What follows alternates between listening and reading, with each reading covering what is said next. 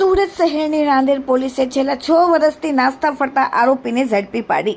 Rander police સ્ટેશનના ઇન્સ્પેક્ટરના સૂચના અને માર્ગદર્શનથી રાંદેર પોલીસ સ્ટેશનના સર્વેલન્સ સ્ટાફના માણસો નાસ્તા ફરતા આરોપીને શોધવા માટે જ્યારે પેટ્રોલિંગમાં હતા તે દરમિયાન અંગત અને વિશ્વાસુ બાતમીના આધારે છેલ્લા 6 વર્ષથી સાઉથ આફ્રિકા ખાતે ગુનો કરીને નાસી ગયેલ મોહમ્મદ ઝકરિયા અતાઉલ્લા ખાન ઉંમર 35 ધંધો મોલવીનો રહેવાસી રાહત એપાર્ટમેન્ટ મલિક ઇનાયત સ્ટ્રીટ રાંદેર સુરતવાળાને રાંદેર પોલીસે લાલબાગ કબૂતરખાના રાંદેર ટાઉન ખાતે ઊભો છે અને આટાફેરા મારે છે તેવી બાતમીના આધારે તાત્કાલિક પોલીસે તેને ઝડપીને વોરંટ નાસ્તા ફરતા આરોપી માટેની જે કલમ 70 મુજબનો હતો તે મુજબ પકડીને પ્રશંસનીય કામગીરી રાંદેર પોલીસે કરેલ છે. રાંદેર પોલીસે કલમ 498, 323 અને 114 મુજબ ગુનો ડિટેક્ટ કર્યો. Bureau report, daily India TV, Surat.